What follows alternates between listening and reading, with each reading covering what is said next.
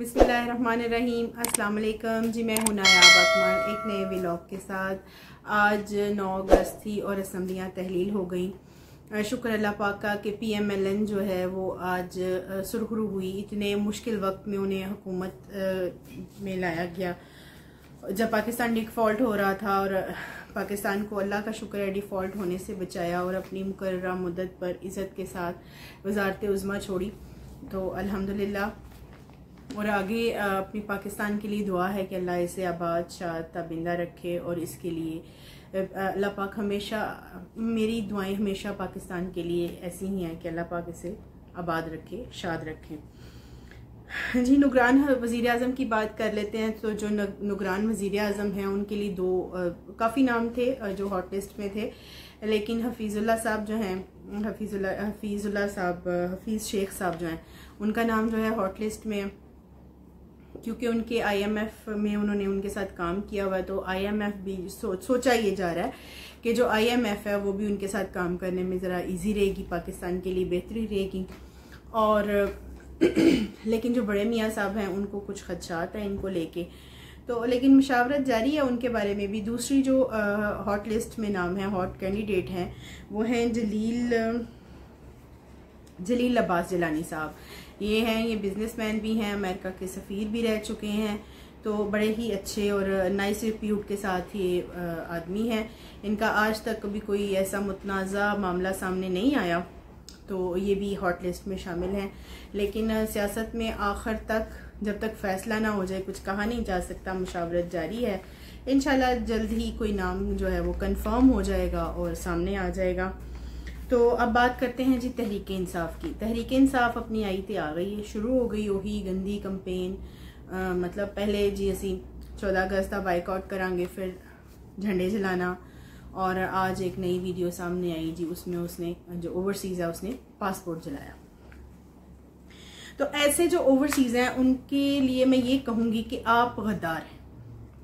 आप जो ये पासपोर्ट फाड़ के और झंडे जलाकर ये साबित करना चाहते हैं कि आप पाकिस्तान को लाइक नहीं करते, पाकिस्तान आपको पसंद नहीं है। तो मैं आपको ये कहती हूँ कि आपको पाकिस्तान पसंद नहीं करता, आपको पाकिस्तान के लोग पसंद नहीं करते। आप लोग गद्दार हैं, जिसे अपने मुल्क की इज्जत और उसकी जो है इज्जत का नहीं पता। उन्हें ये नहीं पता कि मुल्क का वक़ार क्या होता है, उन्हें ये नहीं पता। मैं कहती हूँ रियासत को इनके पासपोर्ट और ये जो ID कार्ड्स हैं ना वो कैंसिल करवाने चाहिए, और इन्हें पता चले कि पाकिस्तान भी आपसे उतनी नफरत करता है, क्योंकि गद्दारों के लिए किसी मुल्क में जगह नहीं होती। आपको जब मरने के बाद कब्र की जरूरत होती है ना, तो आपको पाकिस्तान की मिट्टी बड़ी अच्छी लगती है, तब आप भागे भागे आते हैं। आप बाहर के मुल्कों में इस चीज का टैक्स भी जमा करवाते हैं कि हमें पाकिस्तान दबिया जाना है, अपनी जगह पे जाके तो आपको तब पाकिस्तान याद आता है। लेकिन इज्जत दिलाने के लिए, इज्जत दिलवाने के लिए आपको पाकिस्तान याद नहीं आता। बड़ी अफसोस की बात है, बड़े ही अफसोस की बात है। ऐसे ओवरसीज के लिए मैं बिल्कुल भी मतलब ये सोचती हूँ कि जिस पाकिस्तान में आपके माँ बाप पैदा हुए, जहाँ आपकी नस्लें रहती थी, तो आप उसके लिए ऐसी बातें कर रहे हैं। कुछ होश के नाखून लीजिए। और ये लंदन में दिलावर हुमायूं साहब जो के वर्कशॉप लेने गए हैं, उधर वहां पे इम्पोर्टेड सा हीरो बना हुआ है इनका तहरीक इंसाफ का। वो 2-4 लोग पेड हैं, हर जगह पहुंच जाते हैं लंदन में। तो मैं ये पूछना चाहती हूँ कि क्या किसी सियासी जमात के लिए कभी कोई अदालती फैसला नहीं आया उनके खिलाफ? हर जमात के दौर में हर जमात के लिए अदालती फैसले आए हैं, सख्त फैसले आए हैं। आपने आज तक कभी देखा है कि साकिब निसार साहब को लंदन में, अमेरिका में या यूरोप में किसी मुस्लिम लीग नून वाले ने रोका हो, बुली किया हो, हिरासा किया हो? आसिफ जस्टिस खोसा साहिब हैं, उनके देख लें, उनको कभी आज तक रोका हो, हिसार में लिया हो, उनकी जाती जिंदगी में मुदाखलत की हो, कहा हो कि इनके मुंह पे काला तोप दें? नहीं। ठीक है, आप डिफेंड किसी पार्टी को करना वो जियालों का हक होता है, वो वर्कर का हक होता है, जरूर करें, लेकिन आप उनके दायराकार में जाकर उनको हिरासा करें, ये तो मेरी समझ से बाहर बात है कि ये कौन सी कंपेन है, ये कौन सी तरबियत है। और ये कोई नई बात तो नहीं है, ये हमेशा ही ऐसे होता है। इमरान खान साहब, जो वकील आपके खिलाफ बोले वो झूठा, जो जज आपके खिलाफ फैसला दे वो गद्दार, जो सहाफी आप पे तनकीद करे वो लिफाफा। दुनिया में कोई बंदा ऐसा नहीं है जो सच्चा है सिवाय इमरान खान साहब की। और ये जो ओवरसीज हैं बड़ा इनको तड़का लगता है जी, अटक जेल में हैं, वो ऐसे हैं, वो वैसे हैं, ये है वो है। तो ऐसा करें, बरतानवी पासपोर्ट करवाएं कैंसल, ठीक है, आके बैठे अटक जेल में उसके साथ, और उसके साथ हमदर्दी का भरपूर मुजाहिरा करें। अपनी जात को नुकसान पहुंचाएं, पाकिस्तान को नहीं। अपनी जात को नुकसान पहुंचाएं, पाकिस्तान को नहीं। अब जी ये ट्रेंड मेकर तो आपको पता है ना, फेक ट्रेंड मेकर ये बहुत ही मशहूर है। वो इनके वकील ने फेक पोस्ट बनाई इनकी आईडी से, दिलावर साहब के, वो तो भुगतेंगे ही भुगतेंगे। आज इन्होंने अपने लीडर की फेक जो वीडियो है वो रिलीज कर दी है, जिसमें वो पानी पी रहा है, उसकी आंखें नहीं खुल रही हैं, और बड़ा मजलूमाना जो शख्स है उसको बताया हुआ है। तो वो सबसे पहले तो ये कि वो जेल की फुटेज ही नहीं है, वो जेल की वीडियो ही नहीं है, वो फिल्टर लगाया हुआ है। क्यों ऐसा काम करते हैं कि आप 2 मिनट की हमदर्दी हासिल करने के लिए अपनी सारी रेपुटेशन खराब कर देते हैं। क्यों यूथ को खराब किया हुआ है आपने? क्यों आप इस तरह से, आप इमरान खान साहब आप ये बात करते हैं जी, वो वकील भी झूठा, वो जज भी गद्दार, वो सहाफी भी लफाफा, और जो चोर साबित हो जाए उसके बच्चों से कोई शादियां नहीं करता, कौन मिलेगा? तो अपने बारे में आपका क्या ख्याल है इमरान खान साहब?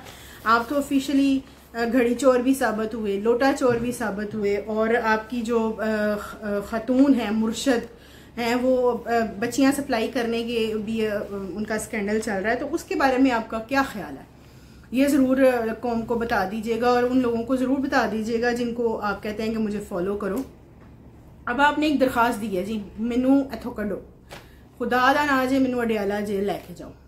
अडियाला जेल की आपने दरखास्त दी है, वो आपने इसीलिए दी है कि वहां पर आप A क्लास और B क्लास की बात करेंगे। तो आपको याद नहीं है कि आपने अपने दौर में बुजदार हुकूमत के जरिए ये कानून पास करवाया था कि जो चोर होते हैं, जो मुजरिम होते हैं, उनके लिए एक ही क्लास होनी चाहिए।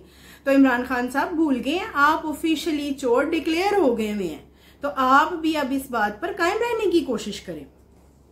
आप जी 2 लीडर 2 दरखास्तें, इमरान खान की दरखास्त है तरले मिनतों वाली जी, मैनू बहुत मामलात ने, मुझे ये है, मुझे ये चाहिए, मुझे ये भी नहीं मिल रहा, मुझे रोने धोने शुरू हो गए हैं।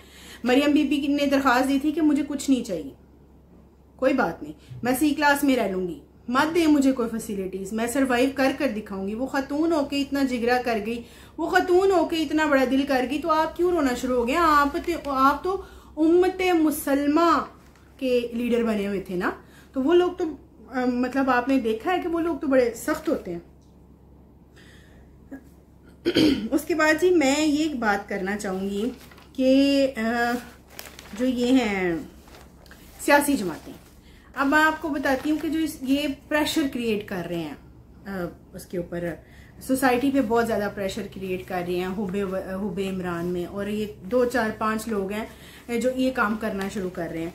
तो बात सिर्फ ये है, इमरान खान साहब जो सियासी जमातें होती हैं ना, वो तशद्दुद नहीं करती हैं, वो अपना नज़रिया देती हैं लोगों को। जो सियासी जमातें होती हैं ना, वो बहतान नहीं लगाती, वो अवाम को नहीं उकसाती, वो अपना मंशूर देती हैं।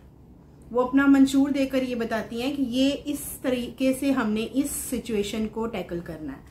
तो आप जो सब लोग हैं जो बड़े फॉलोअर बनते फिरते हैं और 14 अगस्त का बाइकआउट करते फिरते हैं, शर्म करें ये बात करते हुए कि हमने 14 अगस्त का बाइकआउट करना है। क्यों भाई, क्यों बाइकआउट करना है? आपको वो कुर्बानियां याद नहीं है जिस कुर्बानियों की वजह से हमें पाकिस्तान मिला? कितना खून बहा, कितना कुछ हुआ, कितने जुल्म सहे। आप उस दिन को बाइकआउट कर रहे हैं। क्यों कर रहे हैं भैया आप बाइकआउट? मैं लानत भेजती हूँ ऐसे लोगों पर जो लोग ये बात करते हैं कि हम 14 अगस्त का बाइकआउट करते हैं। बाकी आप खुद एनालिसिस करें कि ये तहरीके इंसाफ कोई सियासी जमात है या कोई ये प्रेशर ग्रुप है जो आता है अपने गलत बात के लिए एक गलत ट्रेंड सेट करता है और लोगों को कहता है जी बस ये बात मनवा के छोड़नी है। अल्लाह पाक हिदायत दे, अल्लाह पाक हमें यह कहते हैं हमारे पाकिस्तान को सलामत रखे। पाकिस्तान जिंदाबाद और पाकिस्तान पाइंदाबाद। शुक्रिया जी, मिलते हैं अगले व्लॉग में।